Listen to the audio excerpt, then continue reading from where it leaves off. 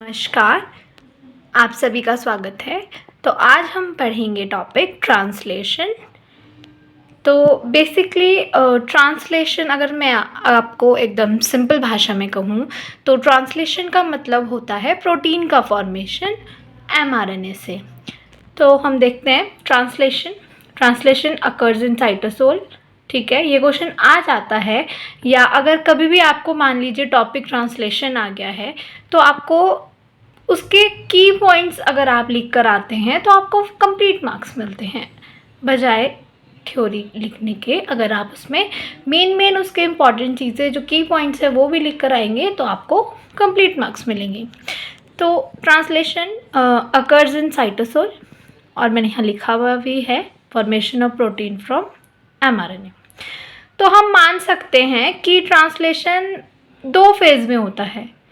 First phase को हम assume कर लेते हैं कि वो एक प्रिपरेटरी फेज़ है, जिसमें क्या हो रहा है।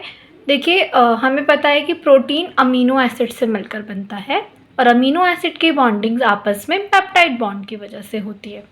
ठीक है, तो फर्स्ट फेज़ में एक्चुअली में होता क्या है कि जब प्रोटीन का फॉर्मेशन होना है तो वो किससे होगा? अमीनो एसिड्स के बॉन्ड से। अब अमीनो एसिड्स को पहले क्या करना पड़ रहा है? एक्टिवेट करना पड़ रहा है कि भाई जागो, अब तुम्हारी नीड है। तो फर्स्ट फेज में बेसिकली ये चीज़ हो रही है। तो जैसा कि हमने लिखा हुआ भी है, amino acid are activated in presence of ATP and linked to tRNA transport RNA. हमें पता है कि टीआरएनए का ही ये काम है कि अमीनो एसिड्स को लेके आना एमआरएनए के पास, और फिर उसकी पॉलीपेप्टाइड चेन फॉर्म होती है, वी नो दैट। तो इस प्रोसेस को बोला जाता है चार्जिंग ऑफ टीआरएनए और अमीनो एसिलाइजेशन ऑफ टीआरएनए, जिसमें अमीनो एसिड्स को एटीपी की प्रेजेंस में एक्टिवेट किया जाता है। ठीक है, और उसके बाद जब इन्हें एक्टिवेट कर दिया जाएगा अमीनो एसिड्स को, अमीनो एसिड हमें पता है टीआरएनए से बाउंड रहते हैं। और टीआरएनए से कैसे बाउंड रहते हैं? क्योंकि टीआरएनए पे उस अमीनो एसिड का ऑलरेडी कोडोन लगा हुआ होता है। तो हर एक अमीनो एसिड का अपना एक इंडिविजुअल टीआरएनए होता है, और जो टीआरएनए पे जो कोडोन होगा वो एग्जैक्टली किसके इन्वर्स होगा? जो कोडोन हमें एमआरएनए पे मिलेगा जाके, ताकि वो वहाँ पे जाके लिंक कर सके और फिर वो अमीनो एसिड पॉलीपेप्टाइड चेन में ट्रांसफ़र हो जाएगा। तो जब एक्टिवेशन हो जाता है तो 2 टीआरएनए इतने हम उसको इतना एक्टिवेट कर देते हैं कि अगर हम उनको क्लोज इनफ लेकर आए तो उनमें जो अमीनो एसिड्स हैं उनके बीच में ईजिली एक बॉन्ड फॉर्म हो जाएगा, और वो बॉन्ड होता है पेप्टाइड बॉन्ड। तो और presence of catalyst enhance rate, अगर इस प्रोसेस में अगर कैटलिस्ट की प्रेजेंस है तो उससे क्या होगा? जो ये पेप्टाइड बॉन्ड फॉर्मेशन का जो प्रोसेस है ये और ज़्यादा इन्हांस हो जाएगा, फास्ट हो जाएगा। अब इसमें एक यहाँ लिखा हुआ भी, मैंने इसको अंडरलाइन भी किया हुआ है, ribosome cellular factory responsible for protein synthesis. मतलब कि जो प्रोटीन सिंथेसिस का जो ये प्रोसेस है ये होता कहाँ है? बेसिकली ये राइबोसोम में होता है, और राइबोसोम को सेलुलर फैक्ट्री कहा जाता है फॉर प्रोटीन सिंथेसिस।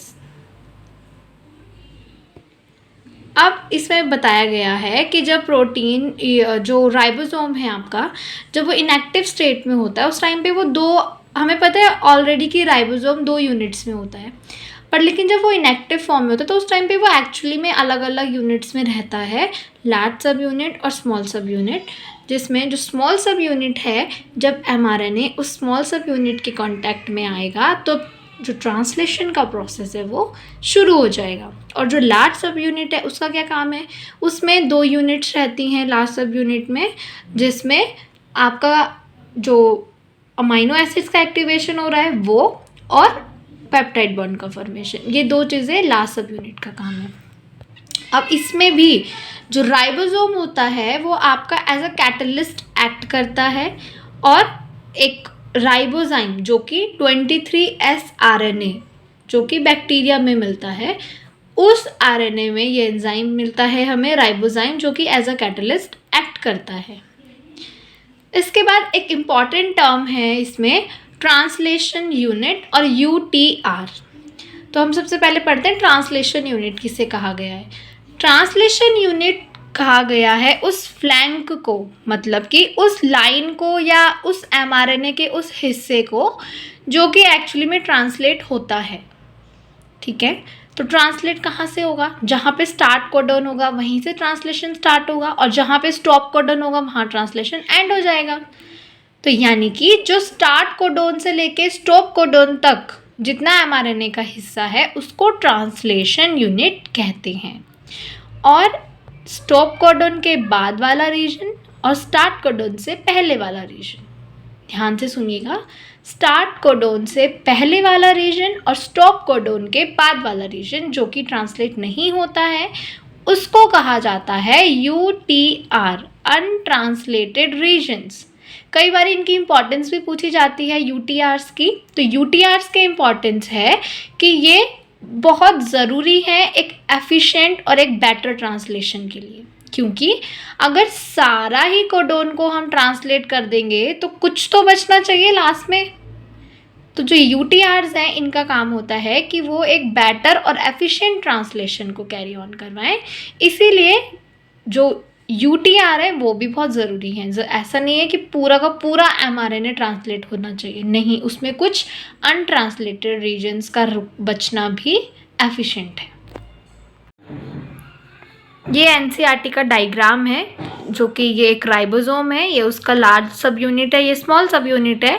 और हमने पढ़ा भी था कि जब स्मॉल सब यूनिट के कांटेक्ट में mRNA, ये mRNA की स्ट्रेंथ देख सकते हैं आप, तब ट्रांसलेशन स्टार्ट होता है। और लार्ज सब यूनिट का काम क्या हो रहा है, हम देख सकते हैं कि यहाँ पर अमीनो एसिड एक्टिवेट होकर आ रहे हैं और पॉलीपेप्टाइड चेन फॉर्म कर रहे हैं। ये tRNA है जो कि अमीनो एसिड को लेके आ रहा है।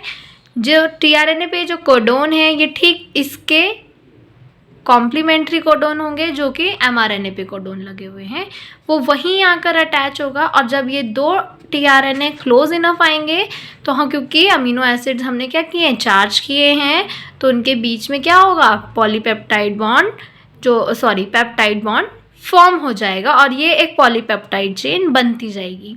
ये प्रोसेस ऐसे तब तक चलता रहेगा जब तक स्टॉप कोडोन ना आ जाए, और ये प्रोसेस स्टॉप हो जाएगा तो ये पॉलीपेप्टाइड चेन क्या होगी, ये आपकी बाहर आ जाएगी राइबोसोम से।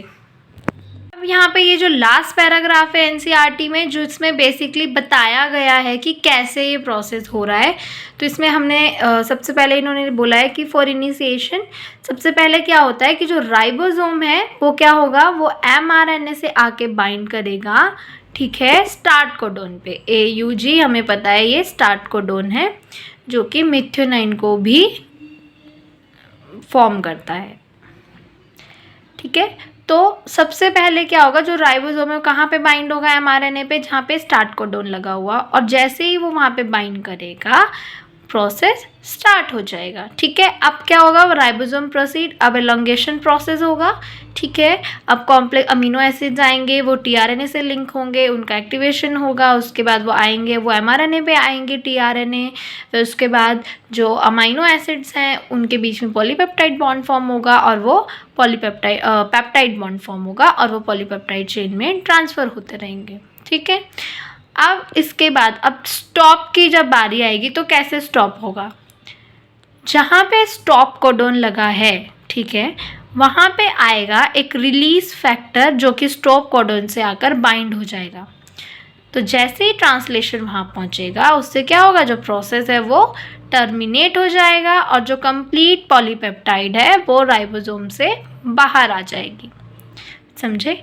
तो स्टॉप कोडोन क्या हो रहा है, स्टॉप कोडोन हमें पता है, और हमें पता है रिलीज फैक्टर एक ऐसे फैक्टर्स हैं जो कि उस प्रोसेस को रोकने में मदद करेंगे और पॉलीपेप्टाइड चेन को राइबोसोम से डीअटैच होने में हेल्प करेंगे।